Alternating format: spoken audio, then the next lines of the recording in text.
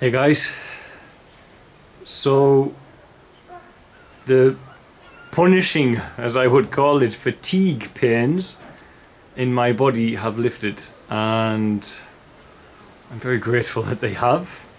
So today I broke my fast because of that. That's the only reason I was fasting, to put a stop to them.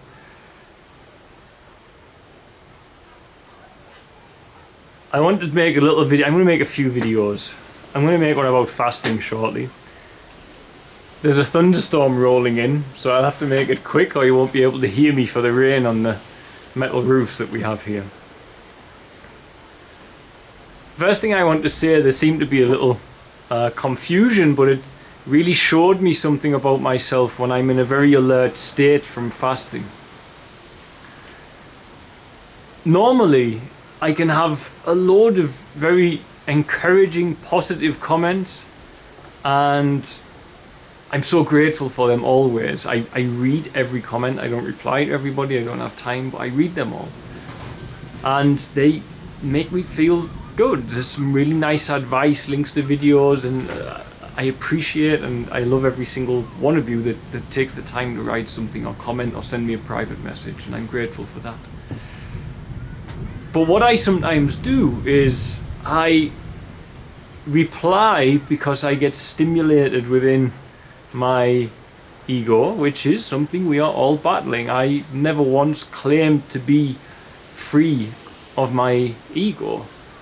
What I do know how to do is make my mind very silent compared to most people, but it still returns. And when it comes back, it's still got all the problems that the egos of the human species have. But what I noticed in the past is when I get a negative message, I feel an urge quickly to reply to it. But when I get positive ones, the same urge doesn't come over me, which is completely wrong.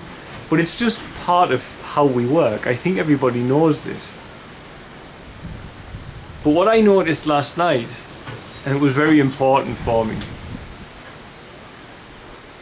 is someone did write some negative things, and no hard feelings. I've deleted them because I just can't be bothered to look at them, but no hard feelings. If people want to share their thoughts, they can share them. I've got no personal grievance about that whatsoever. I won't get into debates of opinions and debates of the mind. I don't have time for it, to be perfectly honest. But I thank that person because I had a really good lesson. And the lesson was, here I'm starting a vegetable garden of my own, and what I've done is I've redirected the water from the clean water, which you would call grey water in permaculture, the water from the sinks that doesn't have any human waste in it, any toilet waste. I've directed it to an area of the land which I'll be looking after. So in there, whenever someone uses a tap on a sink, certain taps, not all of them at Featherstail, the water will go there. So in there I'll be growing many things, but it's funny how I could have a garden filled with, let's say I'm going to be growing a lot of melons here, or a lot of pumpkins, as I will do. And I can have a garden absolutely full of the best looking pumpkins or the best looking water or whatever vegetable or fruit you're growing. Wonderful, beautiful specimens. And then you've got two bad ones in the middle of it. And somehow our human reaction is to draw our attention to the bad ones. And as I say, I'm grateful to that person. No hard feelings. I did delete your comment because I can't be bothered with it, but no hard feelings. Genuinely grateful, because I sat back and I realized I need to be much more in line as I am when I'm finished fasting, because pretty quickly I noticed that I was guilty of that. It was like looking upon a garden of perfect work and only focusing on the negative. And this is not healthy. It's not a healthy thing, but it's something really at the foundation of most human behavior. And humans will do that. I've had it before on my Facebook where people sit quietly, don't saying anything. And then all of a sudden one person will say something that sounds mildly like a complaint, like I haven't heard from my sponsor child. Then all of a sudden you get this barrage of people who sit in the background and like a bit of drama, and they spring forth and they want to say things that you think you'd be able to at least do that if they're good enough to sponsor the child, but they never say anything positive. And it's a trait I thought I was kind of free of, but I guess I'm not.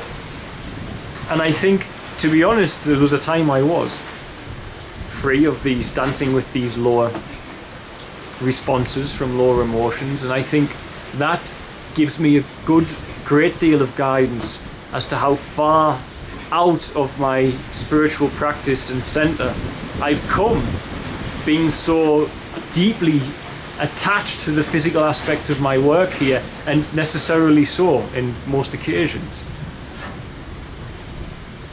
But I need to create now in myself a new schedule for my practice.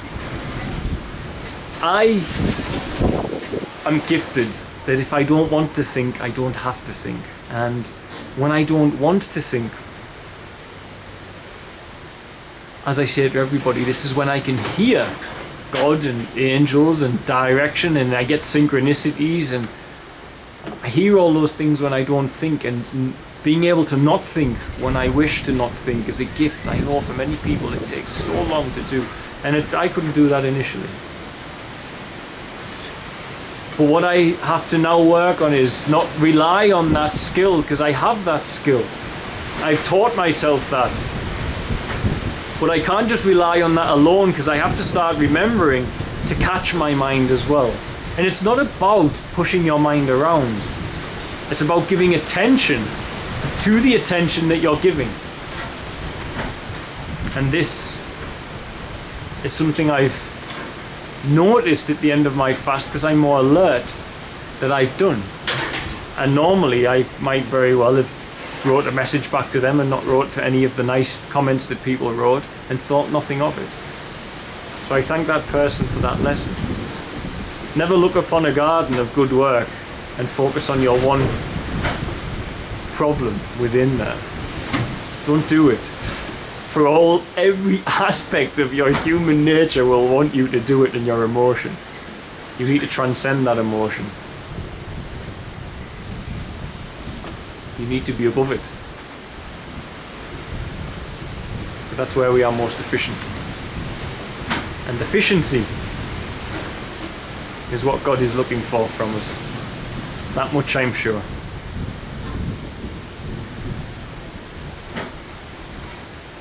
It's all about being here, in the moment. The more in the moment you are, the more efficient you become. Right. There's a big storm rolling in off Kilimanjaro, so I'm going to cozy up on my veranda and watch the show, as it were. I might do another video, I'll see. God bless, guys. To that person, I love you. Thank you for the lesson. Perhaps it was meant to be. Bye. Thanks for watching. Don't forget to like, share and subscribe, as it really helps us to grow the channel, and with it help more children here in Tanzania. Also, don't forget you can support our work by sharing with children in crisis here. Be it sharing for a particular need, or even sharing one-on-one support for education, housing, food and medical care. It can be done for as little as the cost of a cup of coffee a week back in the West, after all. Just visit www.sharetanzania.co.uk to find out more. Lastly, remember you can also support us via Patreon, www.patreon.com/featherstail, and help keep us here in Tanzania to continue our work. The links for the website and for the Patreon are in the description box of this video. Love and light, guys. See you soon.